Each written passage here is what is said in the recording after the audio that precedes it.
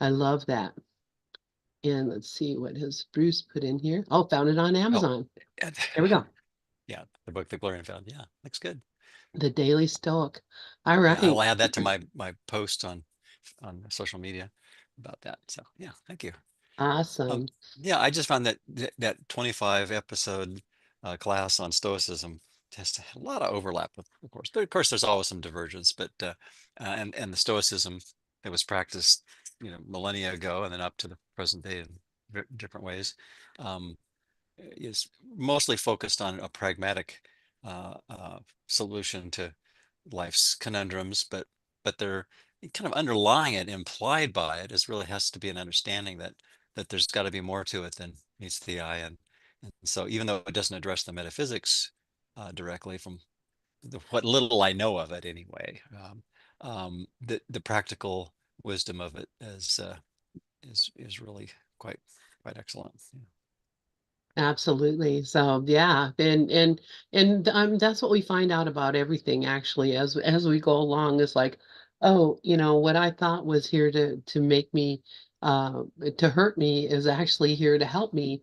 And what Hmm. thought I was here to, I mean, that's exactly what does, lesson 189, paragraph 7, what could you, is that what the one, what could you not accept if you but knew that all things, no, that's not 189, that's 135. Yeah, All things, I think you're right. past, present, and to come, are gently planned by one whose only purpose is your good. And if Hmm. you don't think that, you're imagining something else is happening. So it's all very interesting. So Bruce and I are reading Absence from Felicity, the story of Helen Schuckman and her scribing of A Course in Miracles. And we've By been Kenneth doing Wapnick, PhD. by Kenneth Wapnick, I always PhD. flip over to the cover and read that since I have the treeware version in hand here. Dr. Watnick, yeah. Yeah, yeah. Yeah, I found my true vision. I have so many books.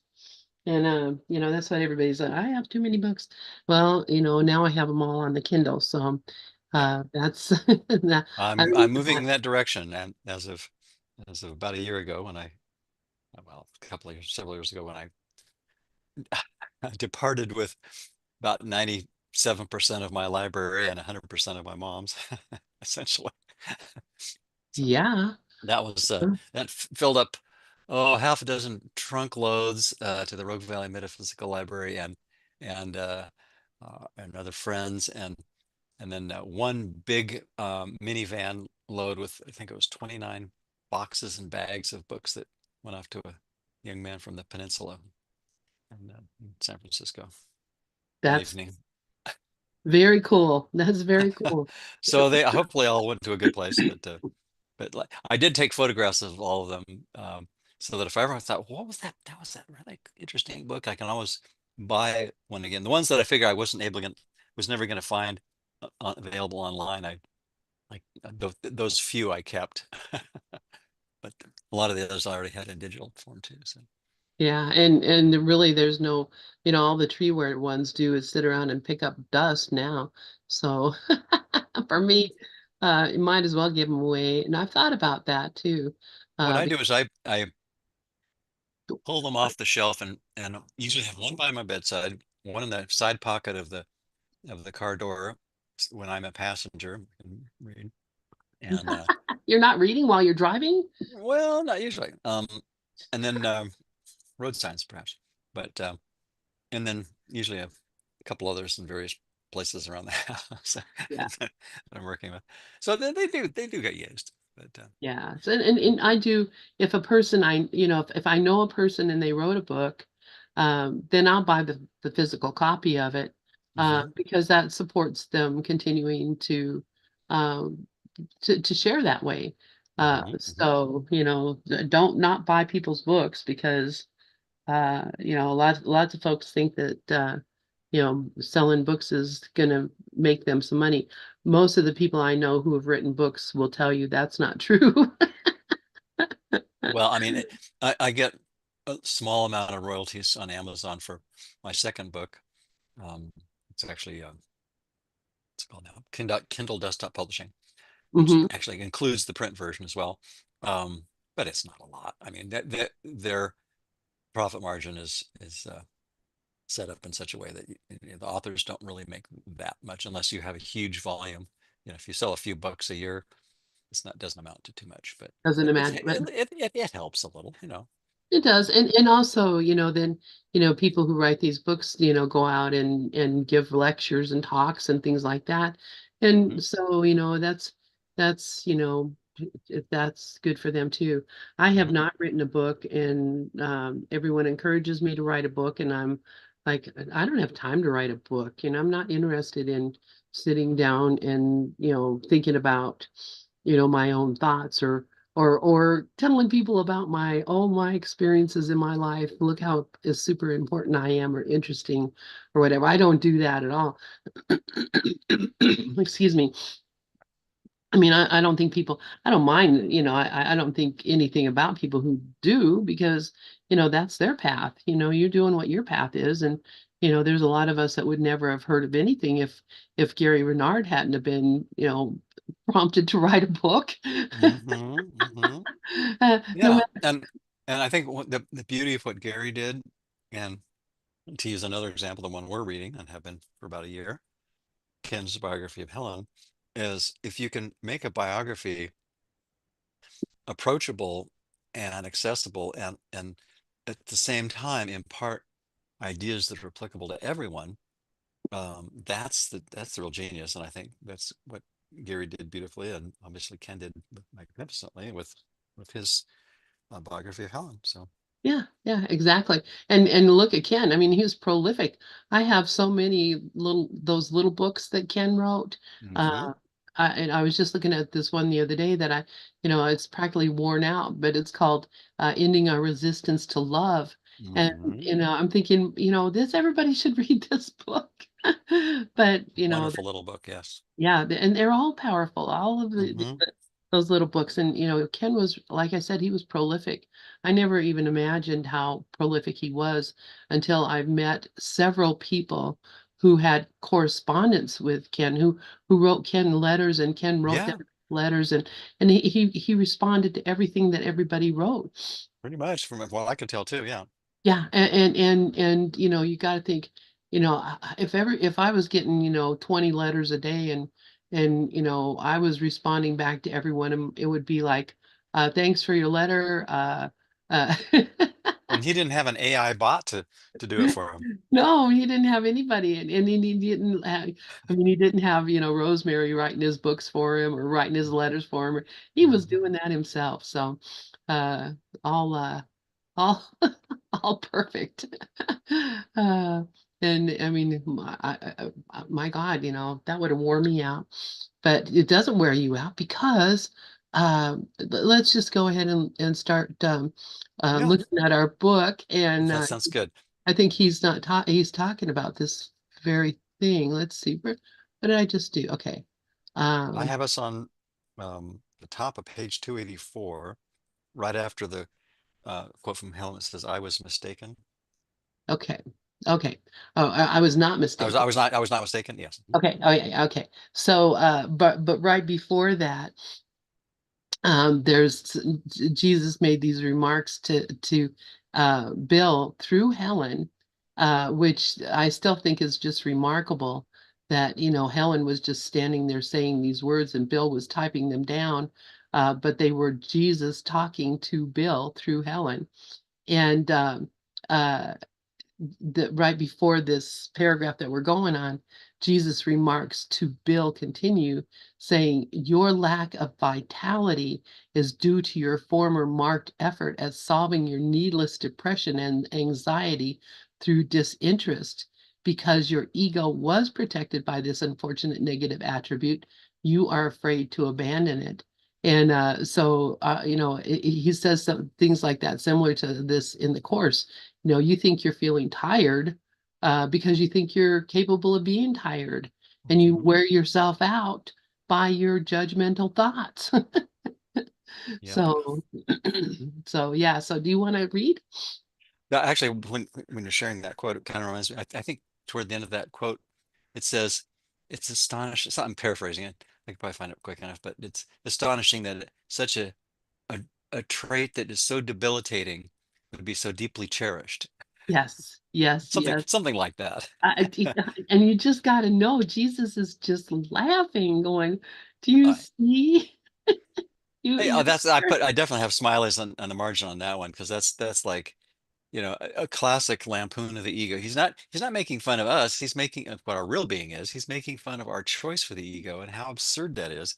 Not that we're stupid, but it's just we've pulled the wool over our own eyes and are engaged in a very silly, childish dream that isn't working out for us. And why would we want to keep doing that? Yeah, yeah, yeah. And I mean, as many times as Jesus tells us in the course, you're doing this to yourself. Hmm. Don't you see you're doing this to yourself? We Yeah. still blame, as I was listening to Larry this morning, he was talking about, we blame the stars and the planets, and we blame all these different things. Yeah, and really, all it is our own attitude, our own belief that we are botherable, that we are, Yes, that's a good we're word. I like botherable. botherable. That's a really good ego adjective. Yeah, exactly. All righty. It's So almost like the old cliche of some people who pin a little sign or use a sticky note that you can give someone a pat on the back and what they're really doing is putting a sticky note on your back that says "kick me," and yeah, and but we're doing that to ourselves. It's not anyone else doing it to us. that's hilarious. I saw something the other day about a little girl who had the idea of that, putting the sticky note on people's back, but what she was putting was scientific facts. She was just writing things, random things that she thought about, and she was putting them on people's backs Hmm. because she didn't get that, that she was supposed to say, you know, kick me or I'm silly or stupid or whatever. Anyway, if you don't get the point, you're going to be given a different message. So, okay. That's So, do true. you want to read?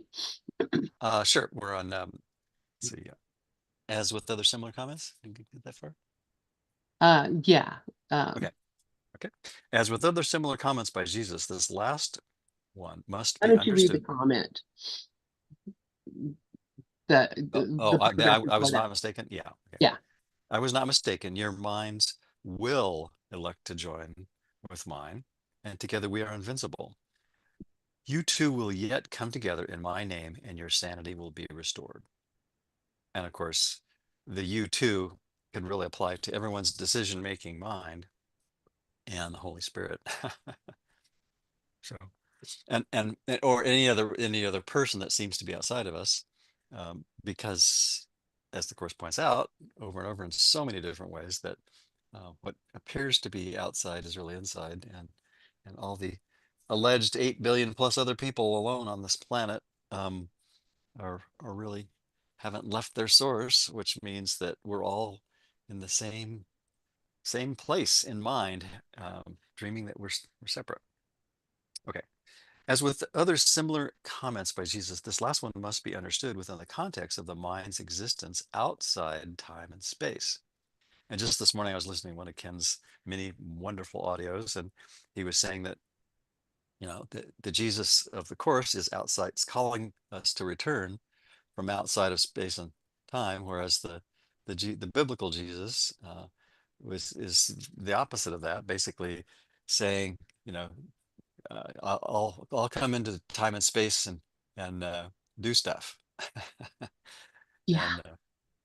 And oh, by the way, yeah, you're guilty, and I'm suffering on your behalf. Feel even worse. And it's sort of it's not put in those words, but it's kind of implied.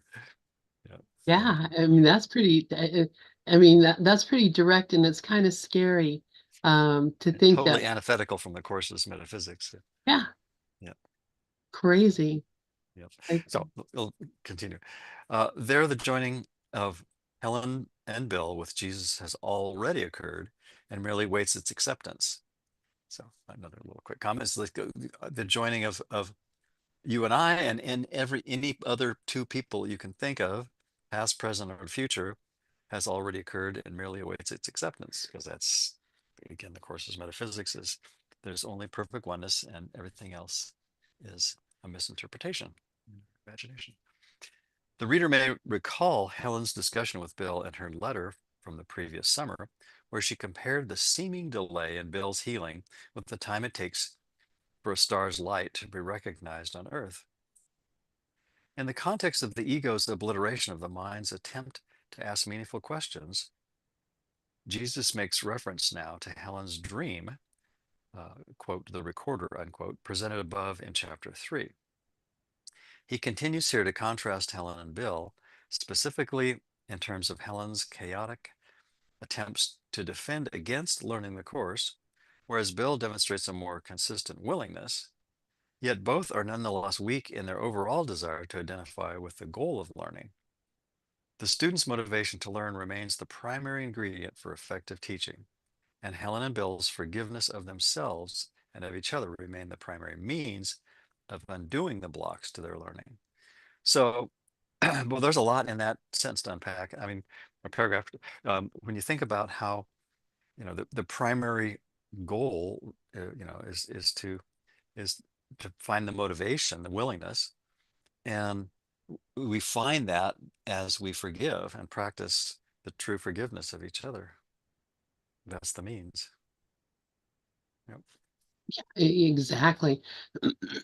And I mean, that's so simple. It's so simple. And that's, I think, if it was me being the teacher, I would be getting really frustrated with my students not getting the simplicity of it. But Jesus is just ultimately so patient, Infinitely patient, in fact, it says. infinitely patient. Yeah. Because uh, Jesus is, again, outside the dream of time and space, not the biblical, but the course of Jesus, that is infinitely patient because he knows, not merely hopes or believes or wants, that the outcome of our perfect acceptance of the atonement is already done. But we're dreaming of exile. We're dreaming that we still have that yet to accomplish. And so the course meets us where we think we're at. And so we seem to go through phases of unlearning that peel off layers of obscuration and denial and diversions that slowly but and gently reveal the light that's always been there in our mind, huh? Yeah, exactly. And even then, we may be uh experiencing that that joy and that trust, um, but not recognize where it comes from. Mhm. But it builds up, and that's what's happened with me. I think, it's in spite of all my unwillingness or lack of total commitment, it doesn't matter because even the little bit of light that I've allowed to come in has been enough to, light the whole room. Light, I mean, it's not. Uh, I'm no longer in the fear in the darkness, um, and I can feel that it's I can hardly remember when I used to be just so terrified all the time about everything because it seemed so normal to be that way, and you'd be dumb if you weren't. But now when I get terrified or afraid of something, it's really unusual and very notable, very noticeable. Yeah. Uh, And so I that's that mean, oh, go ahead. oh, go ahead. I was going to say it's that contrast, I think, that is employed in a vertical fashion from the course's jargon of being above the battleground in our sane moments, and the contrast between that and when we're, you know, basically wallowing in the ego's propaganda and hook, line, and sinker, applying it um, to our detriment, and noticing how miserable we feel when we buy into the ultimately silliness of that. I love how Ken Wapnick always keeps saying it's not evil, sinful, or wicked. It's just silly that we believe a thought system that makes us separate, then makes us feel guilty for an imagined crime, and then seeks to punish us and either directly or indirectly and countless ways in order to avoid the punishment from a projected imaginary lowercase g God that the ego makes up, that believes our crimes are true and also wants to punish us. So it's like, and it's a maladaptive solution to a non-existent problem, as Ken would often say. Yeah. And the silliness of it is we make up the story, we make up the crime, we invent the punishment, and then we believe that somebody else did it to us. Right. We think, God did this. No, God did not do that. God was not, God in no way has God ever wanted to hurt his children. Mhm. And it's just so silly to think about it that way, to see it that way, and recognize that I'm the one who did it. We made up hell. We made up, everything that seems to be hurting us. We made it up and gave it that meaning. It's not even that, it has no meaning. It has a meaning because we gave it to them, and you can't, we can't make something that is absolutely powerless, but its only power is um, to hurt us. To that's the only power that it has is to hurt its maker, and we don't even recognize, well, I made this, I can unmake it, I can undo it. It's not somebody else. God is not doing this to me. I guess that's the most important thing to remember. God never intended any of this. God is not doing this to me, and I'm only doing it to myself. Mhm. So, Perfect okay, oneness doesn't get involved in dualistic dreams and rectifying wrongs that have never been committed yeah, there's within never those dreams. Yeah. nothing to wreck. No, Hmm. Or unwreck. or unwreck. uh, There's no so need, not even need for a rec center. no. Oh gosh.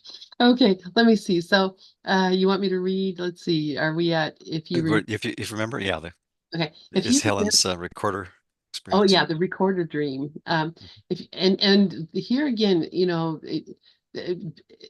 got to understand this woman was like having all these dreams and mystical experiences, and and still she didn't, in her mind, she didn't intellectually believe that they were possible.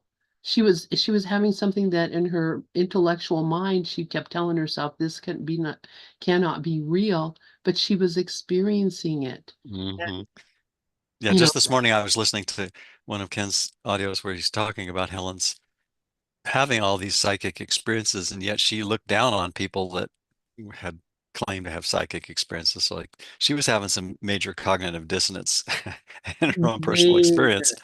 Yeah. Yeah. Hmm.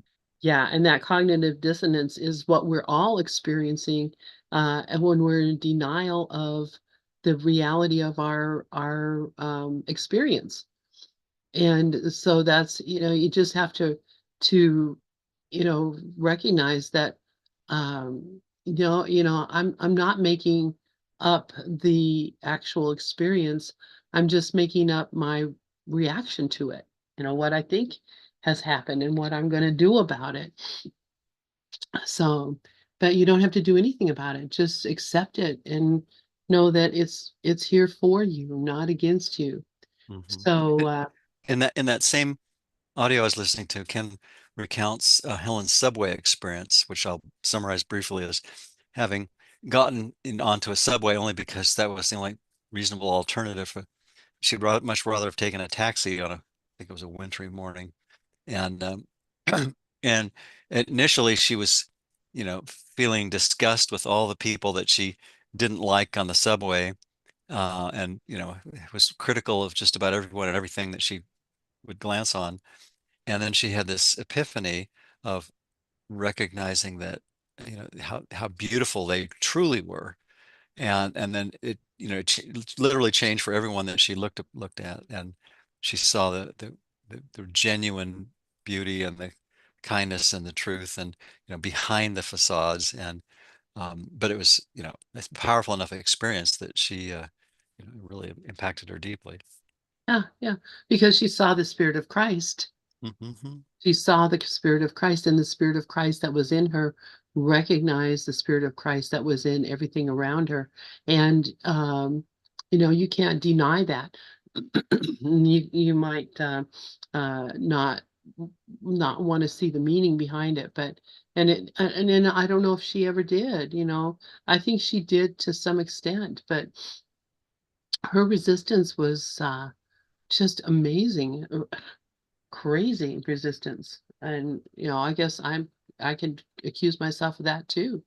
I have crazy resistance to my own experiences.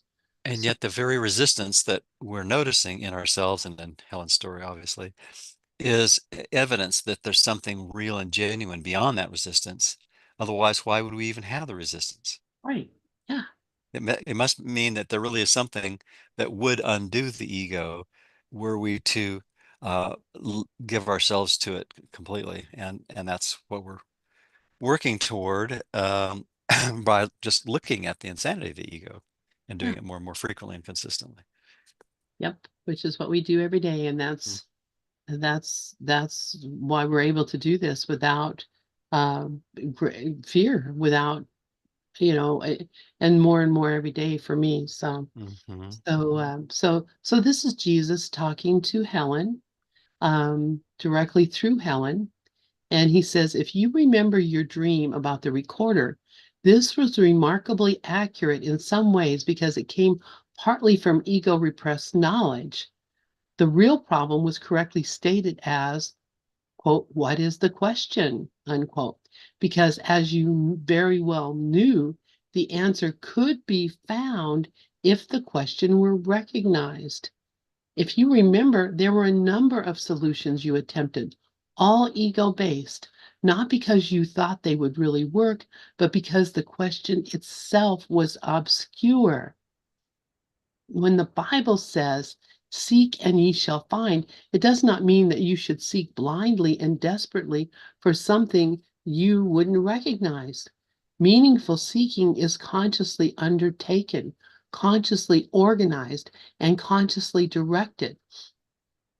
Bill's chief contribution to your joint venture is his insistence that the goal be formulated clearly and kept in mind.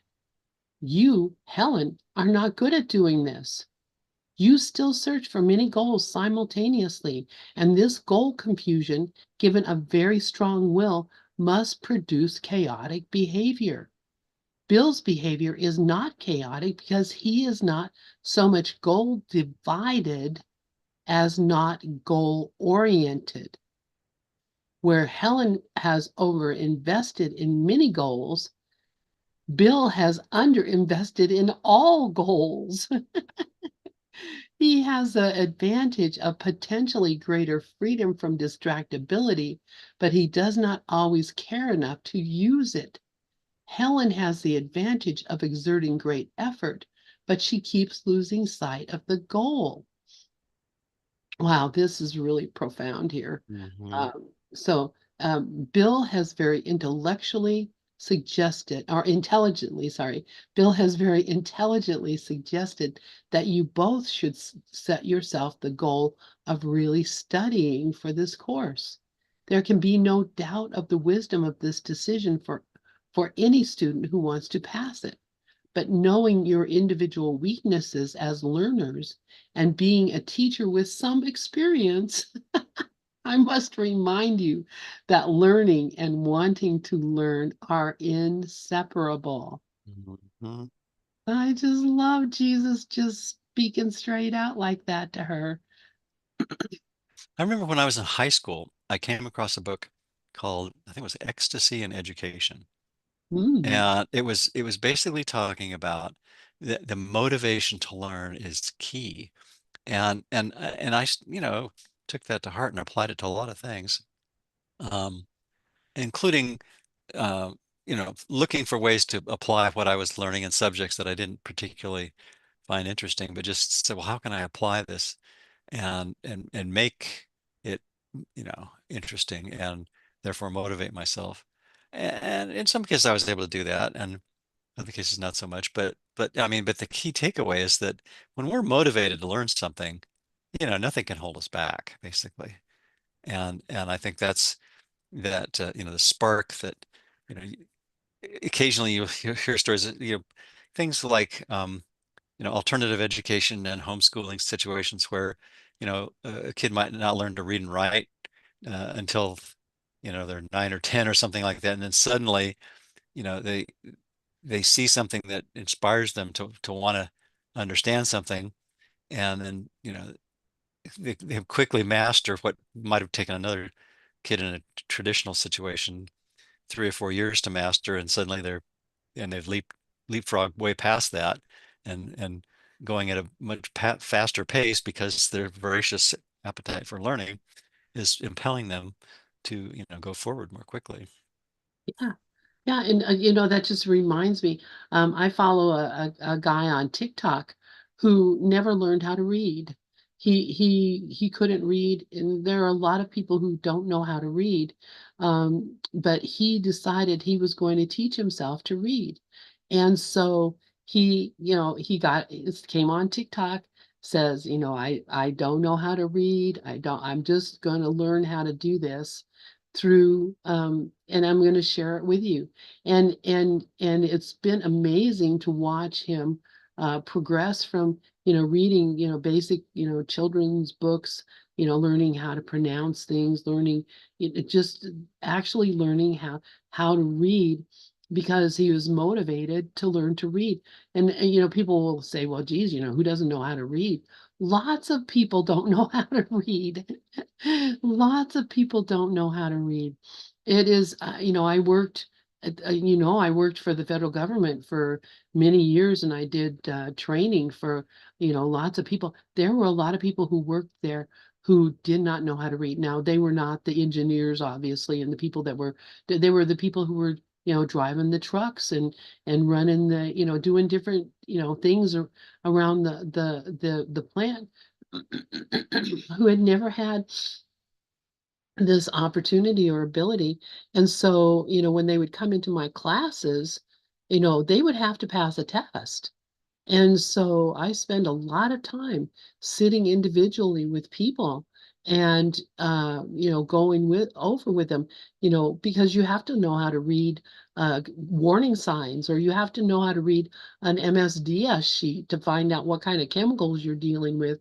These people had no ability to do any of these things, but they were motivated to do it because they needed it for their job, but also because once they realized that, it could, what they were dealing with could hurt them badly or even kill them, they wanted to know.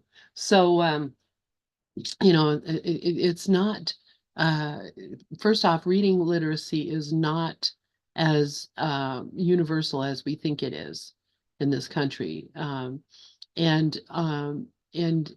if you really want to learn it, you will. Well, I really wanted to learn physics, then I had to get over my math phobia. And I recognize, I got math phobia from the nuns at school telling me, you will never have to use this. Don't worry about it. This is for boys. Oh gosh. This is for boys. Boys Oh need, my. but girls, you're going to get married and have kids, and you're going to be a mother. That was what what the church was thinking about me for sure. But of course they were proved wrong, even though I did get married and have kids.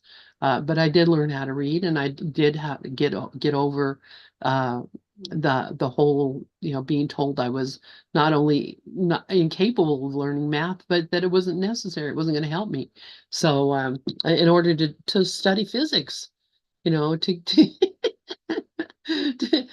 to look at something I really wanted to know about. So, and it's the same thing with this. You will get over your phobia if you really want it. Hmm. So, anyway, I love Jesus's coaching. I love his teaching. I love the way that he understands his students and their, their ability and their disability. And obviously put Bill and Helen together because they did have such different points of view and were able to see things from a different point of view. I love it. So, um, anyway, you want to move on? Let's, Sure. okay. Do you want to read? Now, this is still Um, Jesus talking to Helen or Bill through oh, there we go. Helen. Okay, I found it. Okay. A little bit later in the dictation, Jesus reinforces his No, previous words of, we're back over here when I told Bill to concentrate. okay. Okay. Okay, there we go. So yeah, I thought maybe you hadn't finished. Okay, there we go. When I told Bill to concentrate on the phrase, "Here I am, Lord," I did not mean, quote, "in this world," unquote, by, quote, "here," unquote. I wanted him to think of himself as a separate consciousness, i.e., being, capable of direct communication with the creator of that consciousness. He too must begin to think of himself as a very powerful, quote, "receiving and sending channel," unquote, a description I once gave you very clearly, though symbolically. Remember that he understood it before you did because you are more dissociative, i.e., split off, and less repressed. Okay. Your great debt to each other is something that you should never forget. It is exactly the same debt that you owe to me. Yes, don't we all? But it's not a fearful debt or a debt of burden and obligation. It's a debt that we happily repay, and it's not it's repayment in the form of giving what we've been given in order to enjoy it further and more deeply. And so that's hardly a burden. That's really the opposite, isn't it? Okay, I'll continue on. Oh yeah, Uh, I muted myself. So yeah, absolutely. And I love that Jesus is so gently explaining this, and that they were accepting it as they were hearing it. It's crazy. I love it. mhm. I continue. Okay. So now Ken continues. A little bit later in the dictation, Jesus reinforces his previous words of encouragement to Helen and Bill, reminding them of their important roles, not to mention his own. The student of A Course in Miracles can see here the original personal nature of this important passage that is found in the printed text near the end of chapter 4. As was previously explained, Jesus' statements of trust in, quote, "choosing," unquote, Helen and Bill should be understood as his speaking to them in a language that they could accept and understand. I return to this point in chapter 17. And now there's another quoted paragraph. My trust in you is greater than yours in me at the moment, but it will not always be that way. Your mission is very simple. You have been chosen to live so as to demonstrate that you are not an ego. I repeat that I do not choose God's channels wrongly. Now, I'm going to pause here just for a moment, having just turned to page 286, turn the page. Here he seems to be talking to Helen and Bill, but when you think about it, it's completely generalizable to everyone who's reading this.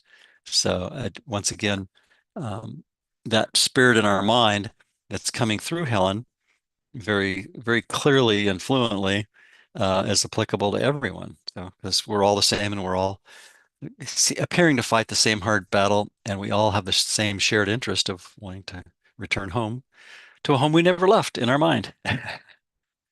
Yep.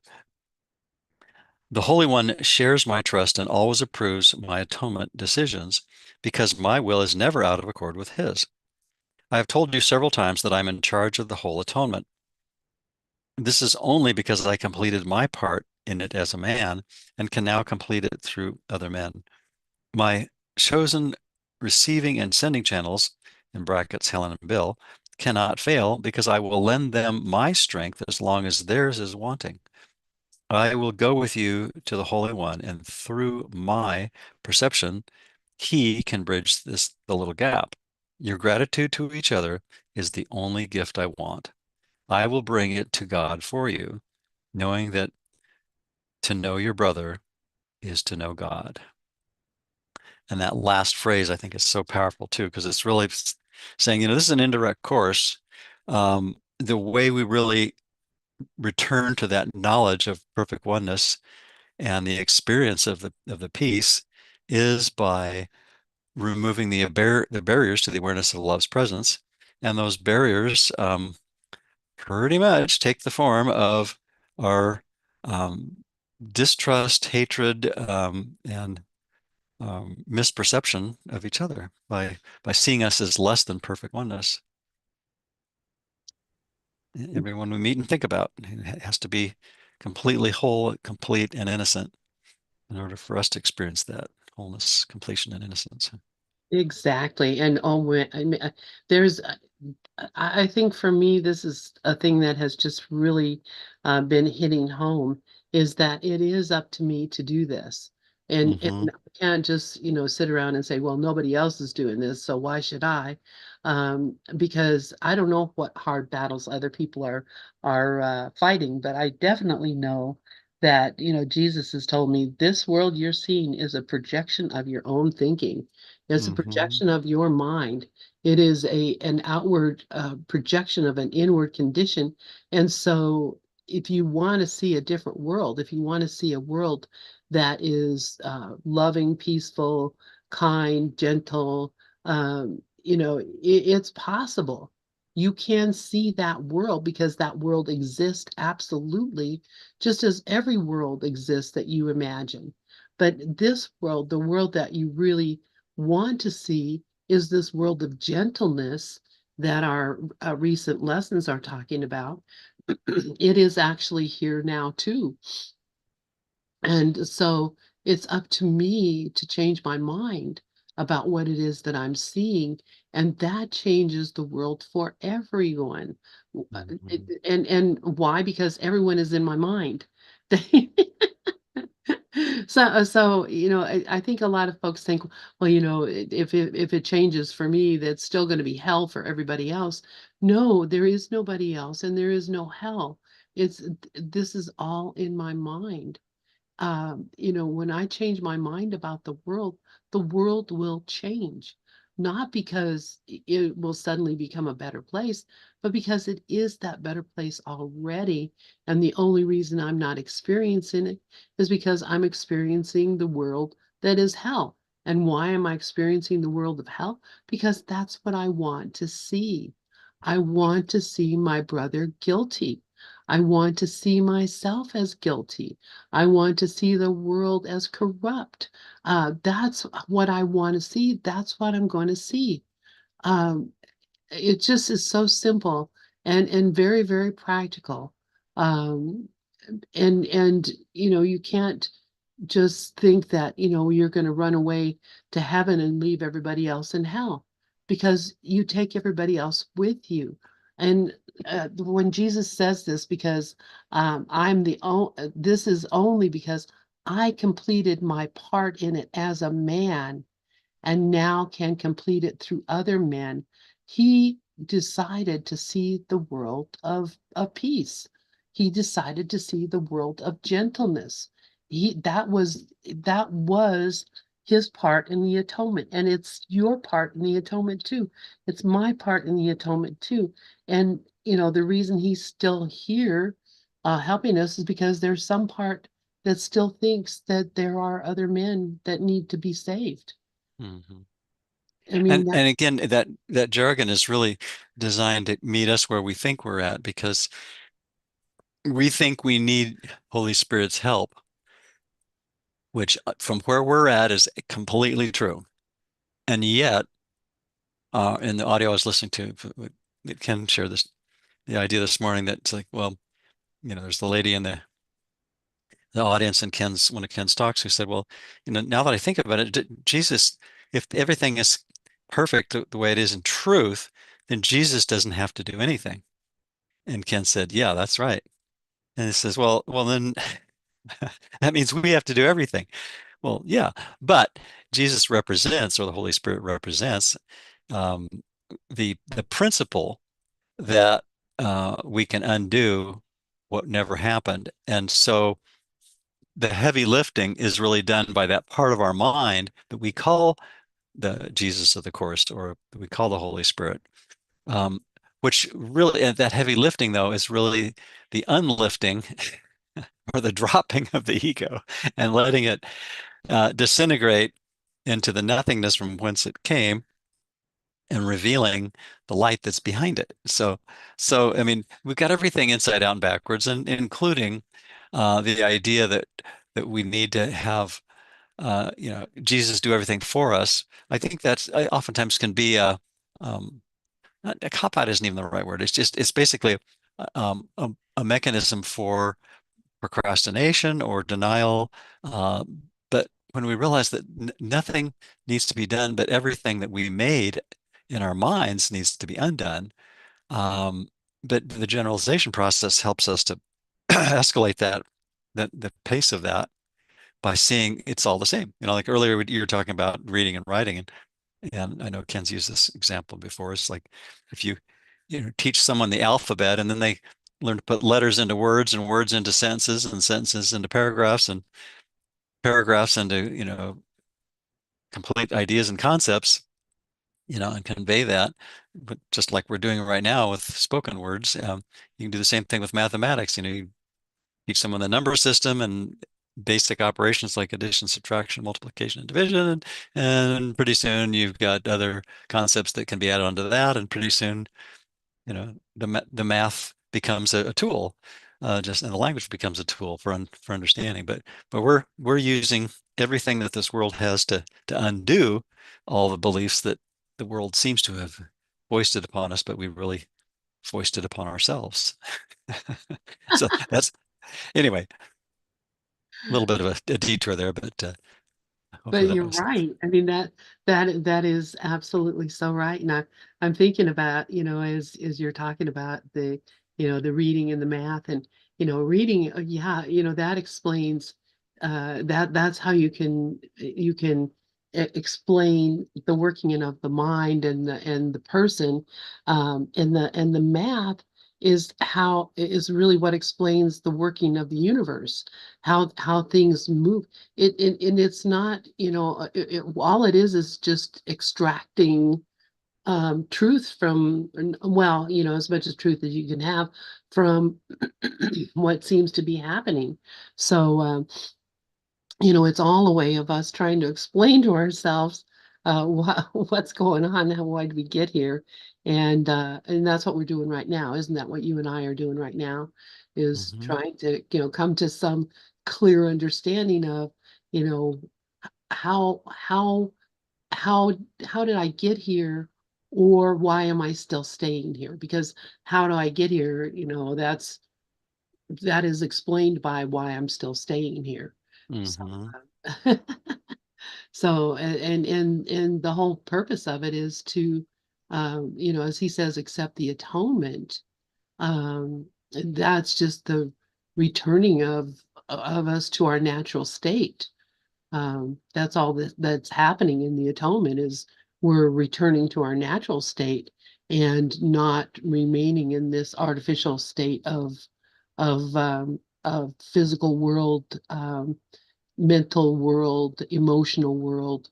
All of that is basically extracted.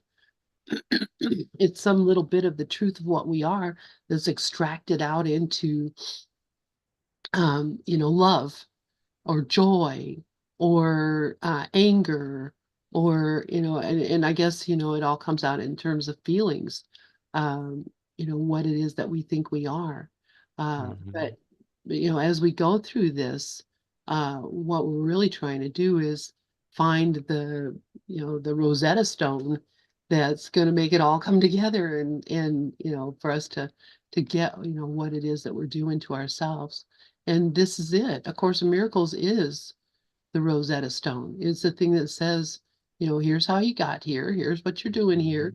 Hmm. Here's the way to get back home. And, Yeah. the way to do it is through uh, joining with your brother, bridging that little gap. Hmm. That's Hmm. it. That's the only thing that needs to happen. That bridge has to go across that little gap. Yeah.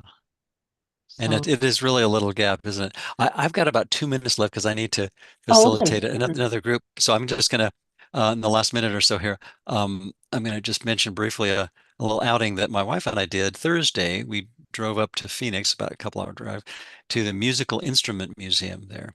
And if anybody's in the Phoenix area, and if you don't like music, you probably don't want to go there. But if there's any kind of music you like, you might find this is fascinating and impressive as we did. And it's not a small facility. And we got there at noon and literally I was still going down the stairs on the second floor at 5 o'clock when they closed the place up because there's just so much to see there. They have musical instruments from I think every country in the world is represented, and not just the instruments, but um, audiovisual experiences of each country, each type of instrument.